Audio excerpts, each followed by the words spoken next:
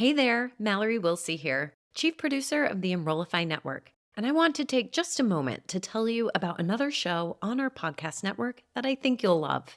The EduData podcast is your no-fluff guide to the data driving higher education. Forget about data silos and disconnected stacks.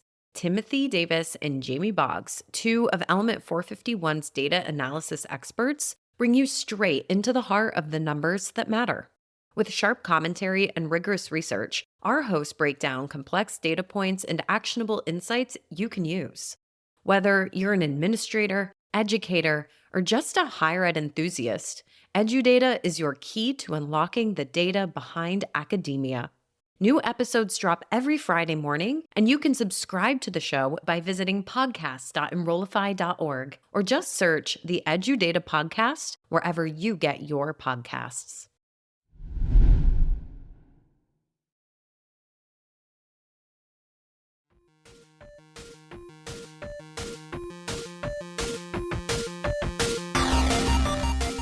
Welcome to the Higher Ed Geek Podcast, where each week we explore the impact of edtech on the student experience with engaging, fun, and relevant conversations that honor the wide range of work happening all across the higher ed ecosystem. I'm your host, Dustin Ramsdell. I've been working in and around higher ed for the past decade focused on student support and digital experiences. Join me every week for discussions with some of the best minds in education technology. The Higher Ed Geek Podcast is a part of the Enrollify Podcast Network, a robust collection of shows designed to help higher education professionals like you grow. Explore our other shows at enrollify.org or check out some of my personal favorites linked in the show notes below.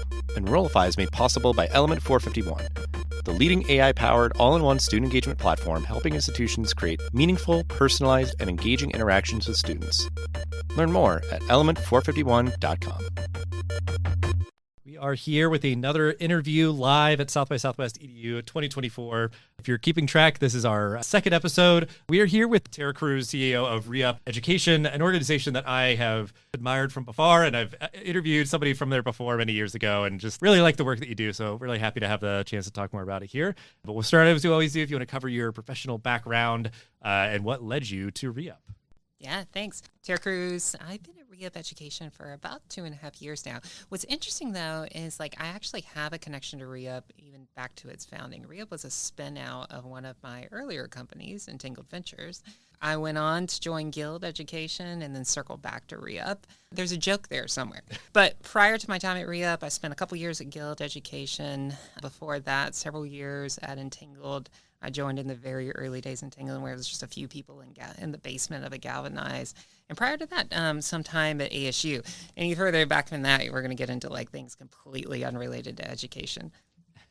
Yeah, I guess it's you re-upped on ReUp, or I re-upped on ReUp. There you go. Yeah. That's the right wording. Yeah, perfect. I mean, you have been there at ReUp for the past couple of years, and I guess maybe being aware of or being involved in the world for a long time. So I think you maybe do have the benefit of a little bit more of a kind of a longitudinal lens on the work ReUp does for institutions and students. So I feel like we'll kind of break this apart maybe because it'll be a long answer, but what is the impact that the work that ReUp does for, we'll start with institutions and then we'll talk about students.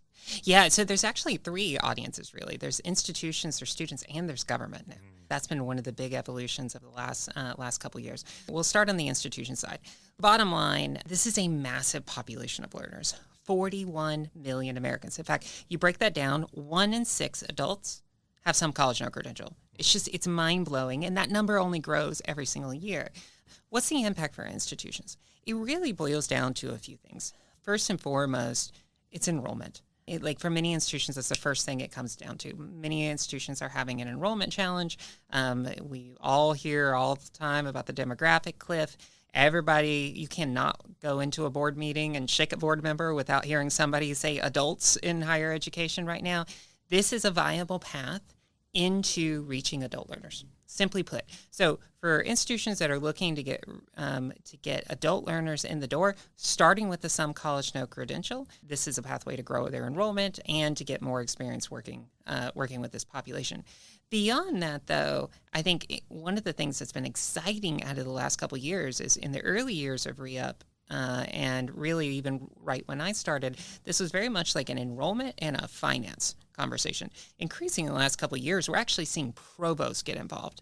to say, people who'd formerly been on the student success side say success extends past dropout. Success means a commitment to people long-term and actually being able to get them back. So bottom line for the institutions, enrollment, obviously finance, and affecting some of their enrollment challenges. But I think is exciting is that we're seeing the academic side of the house step up and say, okay, from a mission perspective. And I guess to clarify, because on that institution side, like a student that you are working with that, there's going to be, I guess, like a loose thread that you're trying to follow from maybe the original institution that they dropped out from. They may return to that institution, but you could say like, oh, well, maybe part of the reason why you dropped out is because a large state public school is not right for you. Let's try to work through and find you a better option or something like that. So it's kind of like, depending on, I guess, how it shakes out, like it could be, like this institution's like, oh, it's a recruitment strategy to like boost our numbers, or other places. It's like, yes. We want to try to do right by that student who stopped out for whatever reason in the past. Yeah. And the vast majority of our institutions now allow us to do that work of actually moving students to another thing. In fact, when we partner with any institution now, you have to allow us to do the work. We believe that's a moral imperative. I don't like telling people, oh, I'm sorry, I can't help you go back to school because you're not eligible to go back to that school, or you just like have a bad experience, or you don't want to go back. Getting people back to their original school oftentimes is the best choice, especially for like transfer credit and other things. But getting people back into school is the most important part, because most of these people have stopped out, they have debt, and they have very little to show for the investment that they've already made. Yeah. Well, because, I think it's that idea of like good service and whatever you're,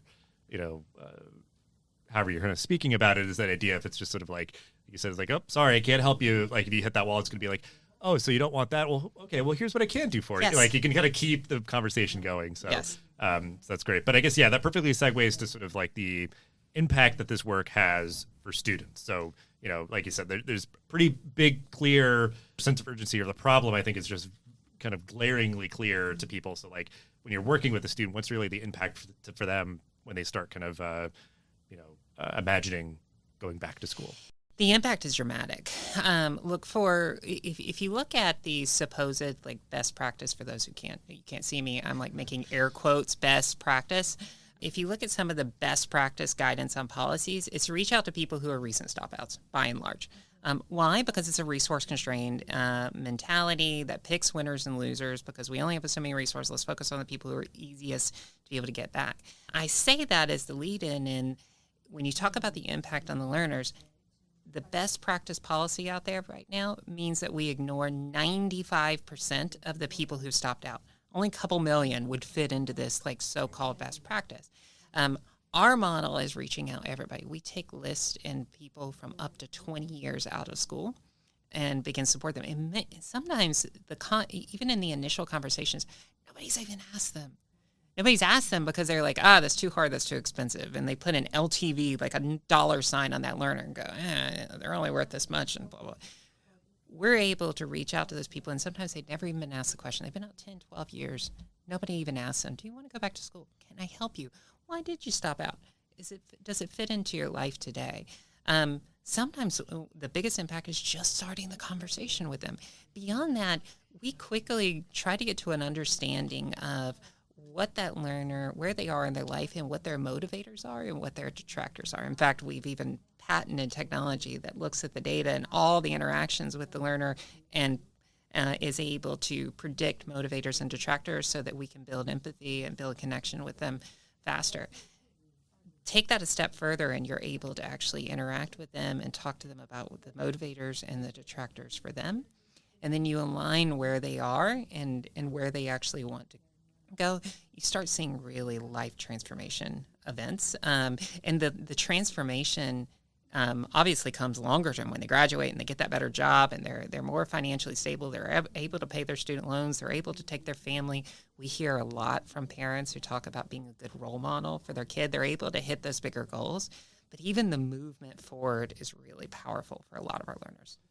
Well, yeah, I guess it's kind of an interesting thing I'm thinking of too, just even like kind of the immediate benefit and impact for the student is like they may never have had someone work so deeply with them to like figure out college, like, because that's like such a like kind of stubborn residue that I feel like we're kind of continually trying to just kind of wash away is that idea that like, colleges are here, we've built it, they will come, and we assume people are going to be able to figure it out. And we're trying to like, simplify processes or put people in place that can help navigate things, whether it's a, college counselor in your high school or admissions counselors or like all these people. But I think it's that idea of like, well, we need to kind of try to cater to this audience in particular.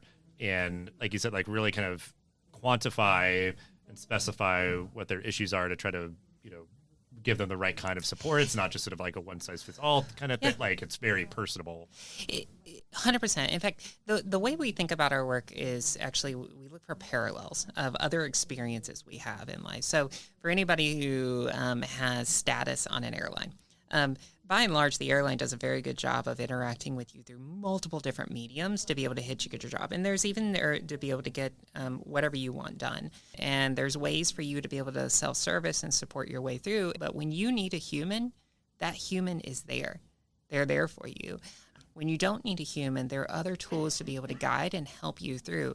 And you can dynamically choose what's right for you, and we can even predict what's right for you.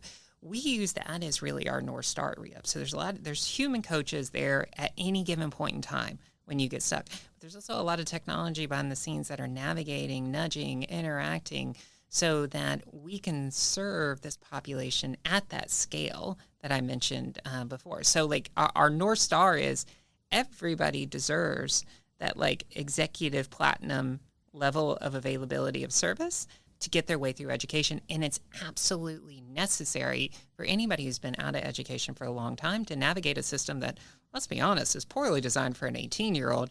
It's just downright backwards for a 35-year-old.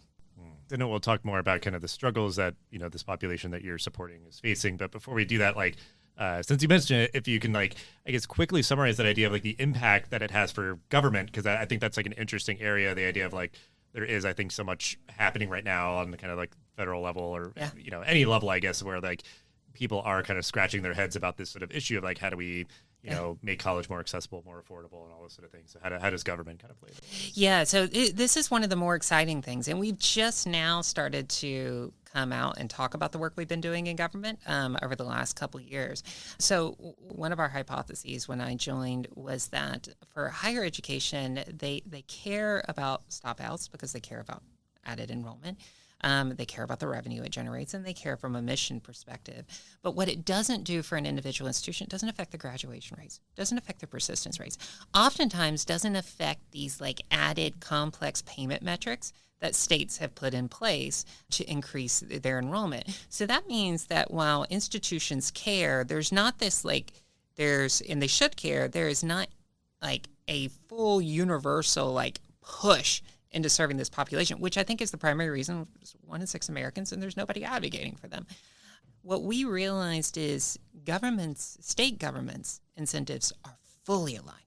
They've invested heavily in this population and have significant sunk costs for people who stop out every single year. In fact, the average state spends about a couple $100 billion or more a year on people who will stop out in that given year. Those people are struggling in many cases. They're underemployed. They have debt from school. That means they're a constituent of theirs that is struggling to get to a better place and a more sustainable place in life. That rolls into affecting their ability to actually increase the tax base, increases the likelihood that they're on various support and welfare programs. You combine all of those things with state governments have a talent shortage of skilled and educated workforce. We realize that our state governments are actually highly incentivized to do this work and sponsor it, and they don't care what school people go to. Like, I invested in 35 schools in my state. I don't care which one they go back to. Average state has 700 to 800,000 stopouts in the state. Big state like Texas can be approaching 2 million. Large body of people who are part of the way there, who have deep roots in their local economy, that when they get that education, they stay, they get the job. It just makes sense that this work is really hyper-aligned with state government. So we've only recently started talking about it, but over the last couple of years, we've continued our work with our individual institutions and Really excited and 100% committed into that. But we've also developed offerings specifically targeted towards state governments, where the state government is able to sponsor the work at the state level. They set a limit on how many schools can join, and the schools are able to join in, and we can get that economies of scale, and we can get massive impact within a tight geographic region. Yeah. I mean, and I always loved seeing kind of efforts like that, because I mean, it makes sense when there's like a very tightly coupled sort of system of higher education, whether it's like a UNC or SUNY or whatever. Like some of those are like tightly coupled, like really good, and you see some states kind of steering in that direction, but otherwise they might just have like, well, this is the State Department of Higher Education. Like it's like, more just like fully a government body that sort of influences or supervises and all that. Like either way, I think that opportunity to sort of have a collective sort of coalition commitment to this versus it being like, well, I don't know, like one public school in the state, and I'm also doing the air quotes. That's that, audio podcast stuff, pro tip here, like air quotes of like really cares about stopout students. And it's like, well, I'm sure they all do. This one just kind of had this sort of willpower to see this through and make it happen. But if it's like, okay, we as the state system of higher education in whatever state, like we care about this, we're making this commitment, and like maybe trying to kind of steer, maybe the right institutions that are maybe struggling a little bit more, where it's like, hey, we could try to like, lift them up a little bit more to get students enrolled there. Like you said, because it's like, we don't care, where they go. So we can try to steer them in one direction or another. So I think it's just a very interesting approach. One of the things that's fascinating too, you talked about the state systems of higher education. It's what we've found as we've been doing this work. And look, we're advocating for learners because we realize this is 1 in 6 Americans, and there is not a single advocacy organization dedicated to this population. I mean, it's just mind-blowing. It's not just state systems of higher education. Workforce cares about this. Labor cares about this. Legislators care about this. Governor's office care about this. And as we recognize that, we're doing the work of like digging in, understanding what's happening on ground, interpreting what's happening in each of these states, conveying that information back, and then actively working to get thousands of learners back instead of like we've got, if we're going to really make a dent in this problem, we have to start thinking in tens of thousands and hundreds of thousands, not hundreds and thousands, which has been too long the mentality in some college no credential.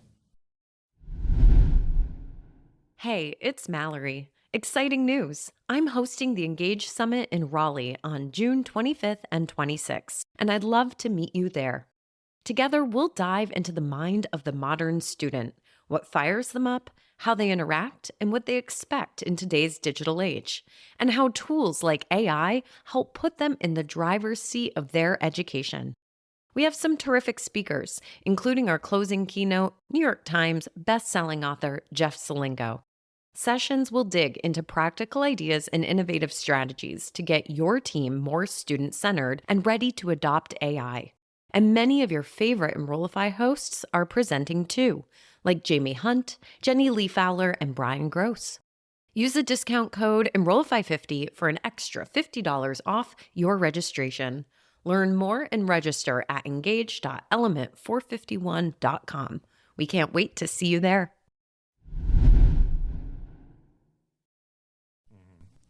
Yeah, and I feel like I've seen a lot, like, or I guess like a fair share of like completion programs and those sort of things. But again, it's just like one institution that chooses to kind of, be very maybe proactive towards that audience or something. Yes. But so I guess as you can, I mean, we could have spent the whole time talking about this next question, but we'll sort of like try to just give kind of a quick snapshot here of just like what, you and your team are seeing right now as some of the main struggles that these students are facing when they're trying to re-enroll. The struggles haven't changed, really. If you want to look at like common themes, when you start the conversation with them, it's also fear of belonging, finances. Do I have time for this? Like these are really common things that should be no-brainers to anybody. Like, can I afford it? How long is it going to take? How quickly can I get a job? Will I feel like the odd one out being the 35-year-old surrounded by a whole bunch of 18-year-olds? And I was an adult learner when I went to college, so like I can relate to these things as well. I would actually take it a step further, though, because I feel like there's a fair amount of conversations out there about the like big level like struggles that adult learners. We don't spend enough time talking about the practical small stuff on the ground. There are barriers. I think about it as like barriers and friction. More often than not, stopouts, some college no credential, they get like off track because of the friction long before they ever hit the first big barrier along the way. These little frictions come down to timing of your application, requiring application for people returning to school to be like 3 or 4 months before the start of a term. And like in June when they have kids and they're like chasing their kids around and trying to hold down a job at the same time. Having application fees, asking a high school transcript of a 35-year-old. I still wrap my head around like, what exactly is that going to tell you? Tell me what that high school transcript tells you about somebody who's been out of school 17 years.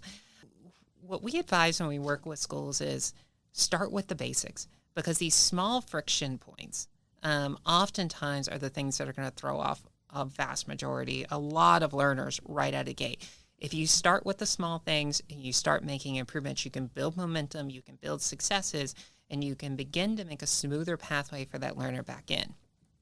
So I think, circling back, there's lots of big stuff, lots have been written on it, and I'm happy to dig into it. But like, I think what excites me is how many little things can be done that, candidly, a director or an associate vice president can largely do within their own autonomy that meaningfully moves the needle for chunks of learners out there. Yeah, that's a really good point, because I think that idea of like those systemic things are not going to be solved by that director of admissions or something or whatever, but like very relevant and just like obviously very actionable advice. Because I think, yeah, like it's sometimes that idea of like when are class times held and those kind of things, because like it could be you have a bunch of people that like you engage with who are like earnestly like, yeah, you know what, I'm ready, let's do it. And then it's like, but they need a high school transcript, and it's like, I can't get that. Like, and it's just like, you know, all these people that sort of just like smack into a wall. So it's good that you kind of know, it's like, all right, well, let's do kind of an audit here. Like, you probably need to address these things if you want to get anywhere with these. And I'd imagine too, it's like, those would just be beneficial. What I think about with so many things where it's like, if you build up a like sort of digital ecosystem with like support resources and online courses, it's like, yeah, that caters to like a particular audience, but it's like nowadays, especially, all of your students will benefit. Like, everybody benefits when resources are more readily accessible. I guess this is a good segue from that question, because I feel like you are giving some great tidbits of advice. Like, anything else maybe in terms of like, because if there's any more kind of like policy things like that, or like, just any other advice or sort of strategies if somebody's saying, you know, I'm an institutional leader, I think this is a population that we want to focus. Like, obviously there's a lot of groundwork to do before you even start reaching out to students, and just others, because again, I feel like it's like stuff that would be beneficial in this kind of conversation, but also would have positive impacts elsewhere. So just advice to get institutions kind of thinking in the right mindset. If you're starting, step one, understand the scope of the opportunity. In fact, like when we start a conversation with an individual institution, or even when we're starting a conversation with the state and all the institution state, what's available to you today? How many people are actually in your database? How many of those people have contact information? How many are eligible to return? How many are not eligible to return? How much of those people who aren't eligible, could you shift policies a little bit to increase the population that is eligible to return? Like, honestly, step one is some data work. And if for any institution who's like starting at zero, you have to start there. And when we start conversations with institutions, those are the first conversations we understand the scope of what the potential is in their existing list today.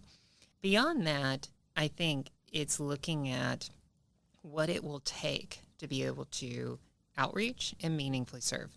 This population does require more effort. They are harder to find, they are harder enrolled, they are harder to support. You can start with some of those basics, like I said, of like what are some fundamental like improvements of policies, and they benefit everybody. Beyond that, making sure you have the right resources in place to be able to enroll and really enroll at scale. You should do this anyways, because even if you get a couple people back and change their life, that is worth it from just a moral perspective.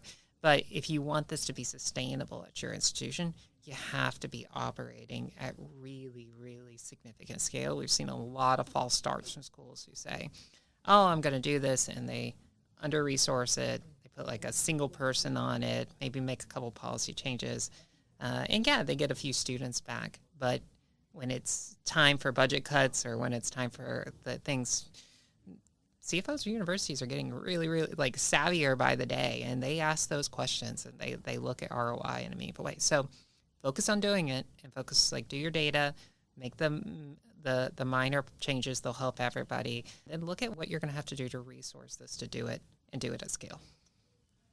I'm curious, like, if you see that if an institution has the right mindset, policies, and tools, you could try to amplify like existing, staff members to do this, or because that idea of it's like, okay, well, we're, whether we're unwilling or unable to like give this, like make like an office of stopout, students and, give them whatever they need and all that. It could be like, maybe even as like a starting point. Cause I remember like I worked as a coach, and for the students that we worked with, we kept pretty good tabs of like, who's out, who's in, and why, and, contact information and stuff. So like I could every quarter reach out to them, check in, like support them through that process. So that idea that like I was sort of existing capacity supporting enrolled students that could also every sort of rotation keep in touch and see what's going on, see if they're ready, and even like maybe get a little bit ahead where it's like, okay, we're registered and those are classes that aren't going to start for a while. So I'll keep you posted and keep supporting you through that. But yeah, I think that as a smart, kind of bit of advice of like, you don't want to like overdo it. And, with dollar signs in your eyes, it's like, oh, if we do all that stuff, then we're just going to make a whole bunch of money, get, all these students. And it's like that idea that then it just completely skews it in the wrong direction, or maybe go too far in the sense of like, well, can't we just have like our existing admissions counselors reach out? It's like, I mean, yes, to an extent, but the idea is like you do need to add a little dose of like, the right data, the right information, the right tools, and all those sort of things. So I think there's, I guess what I'm sensing and sort of thinking out loud is there's like going to hit that right balance of, putting the resources, the emphasis that this deserves, because it is sort of complex, long work. Yeah, it is. And I'm always a little cautious of using any of the admissions data, because like what we find turns students off and makes them stop off. Oftentimes it's just simple language. You get somebody on the phone who talks to somebody like they're 18 years old, you've lost them immediately. And who are they going to call? They're going to look at WGU or Southern New Hampshire or one of those other schools who's going to talk to them like they're a fully grown adult and understand where they are in their life. So if you're going to do it yourself, I think you really need to focus on training your people to communicate in the right way as table stakes. If they because you will lose a significant amount of learners just in how you communicate. Generally, we would advise you have dedicated support, and obviously that's what we stood up. Like we stood up an organization to do.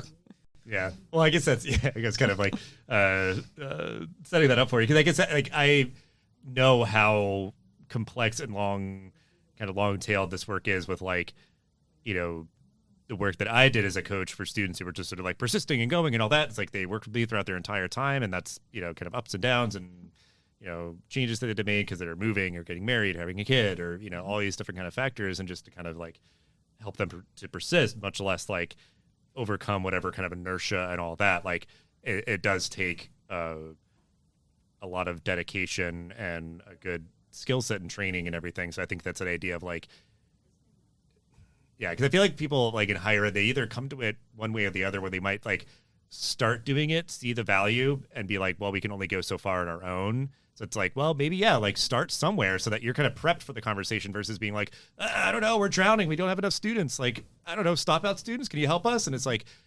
sure, but I mean, it's not just going to be a snap of the finger. Like, we kind of have to like get prepped to do that.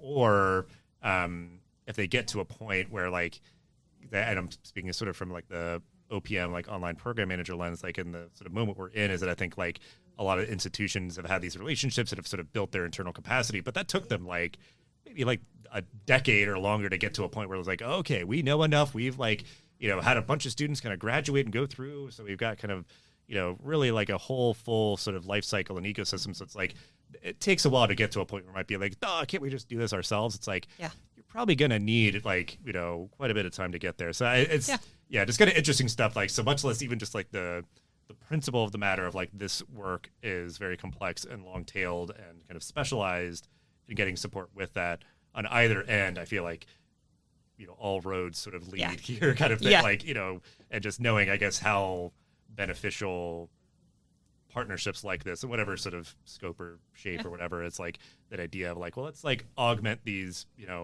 200-year-old institutions to like, keep doing their best work and all that. But given all that we've talked about, one of my final questions that I really want to ask was like, given the complexity, given the long form nature of this work, like what keeps you motivated? What keeps you excited about doing the work of ReUp Education? What keeps me motivated is what I said earlier. This is 1 in 6 Americans. We're trying to understand them. We're trying to interpret that, and then we're trying to actually help them. And like a large part of what we do is advocacy for this group that are not being advocated for today. Like that's what motivates me for like baseline, like bottom line. Like that's what gets me out of bed every day. What excites me is I think we are at a moment where we can break down those barriers of that, like, air quote now, best practice policy of only focus, like picking winners and losers. ReUp is now at a place where we can start thinking about tens of thousands, hundreds of thousands. 1.1 million of that 41 million are now in our database today as of last year. That grew over 120%. We expect to have that grow again. Like I think we're reaching a moment as an industry where there's attention to this, there's focus on this, and we can start thinking about really, really turning the tide on how this crisis continues to grow. So it's an exciting moment to be thinking about impact at massive scale versus I think what we've seen over the last couple decades.